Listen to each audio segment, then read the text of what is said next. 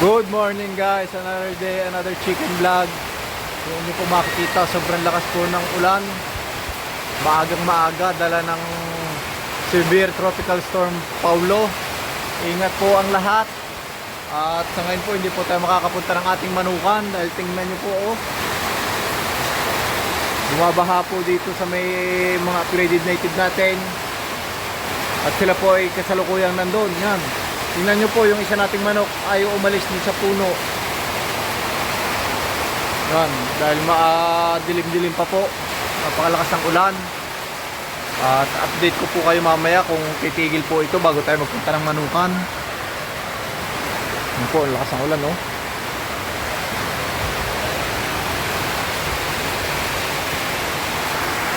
Ito po mga kaibigan niya, ang ganap sa ating manukan, bumaba. Hindi ah. Ito po, salubong natin, lakas ng tubig, oh. Yan, galing po dyan sa dito, tsaka syempre dito sa yan, buti na lang ginawa natin yan ng kanal, oh. Dito, galing din po dito sa kapitbahay, yan. Lakas ng ano, oh. Buti na lang po at gawa na tayo ng kanal dito for prevention. Napakalakas po ng tubig, eh. Maagos po, oh. Yan, tingnan niyo po ito, oh.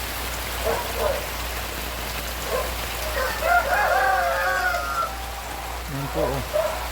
Bumubukal yung tubig, oh. Yan.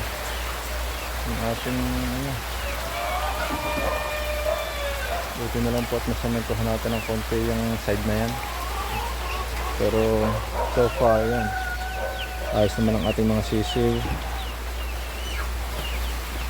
Nawala na po agad dito ng kuryente dahil sobrang lakas ng ulan. Ayos naman ang ating mga manok. Yan, sila po, ayos naman sila. Although malakas ang ulan, pero ayos naman. Ito po si Choco, ililipat ko siya mamaya. Kawawa naman po siya. Lakas po ng ulan, oh. Huminto na po yan, humina-hina na po yan, pero talagang malakas pa rin po yung mga sisiw.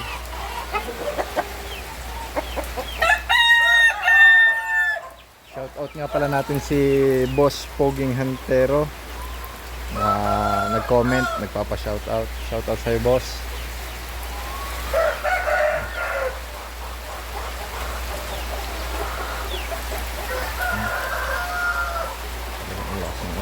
Nice.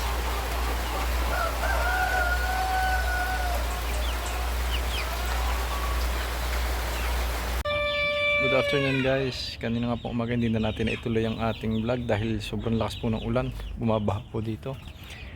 Yan po, kasalukuyan nating tagpo. Maputik na naman po dito.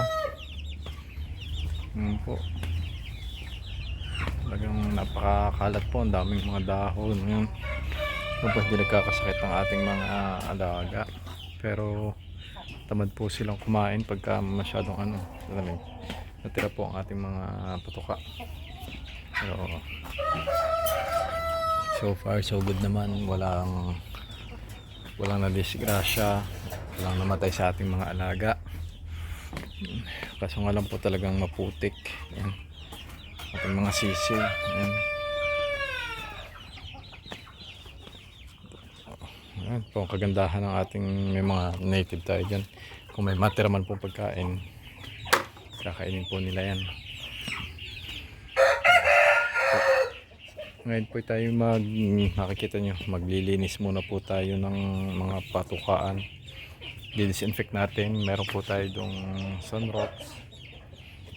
Hugasan po natin yan. Tuwing hapon po natin yan ginagawa para makapag-prevent po ng sakit. Hindi man po 100% na ma-prevent natin yung sakit, at least mabawasan natin yung possibility na magkaroon po sila ng sakit. At malaking bagay na po yun, tipid sa gamot, at para hindi din po tayo mawala ng kusakali ng iba pang alaga. Linis muna po tayo. At Ito guys yung ginagawa natin, hugasan muna natin. Babanlawan muna natin. Dahil may mga tira-tira pang pigs.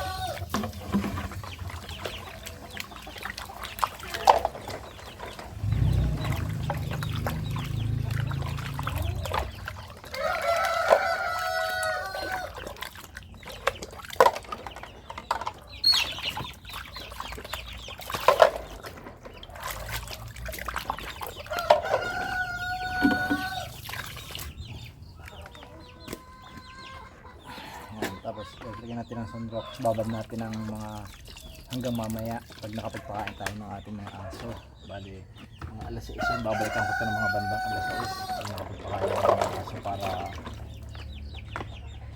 ayos po yung pagkakalinis. Babad natin sa sunrocks.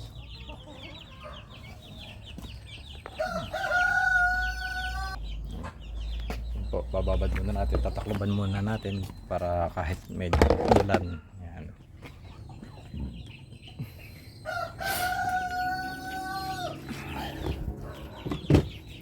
So far so good naman ang ating mga sisiw, ay hindi naman nagkakasakit.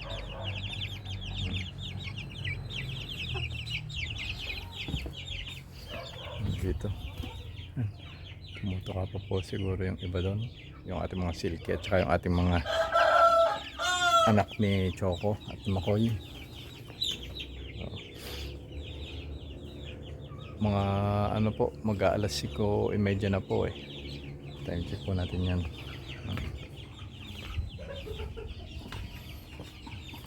Ito pong ating anytime soon, in-expect na po natin siya mag-lay.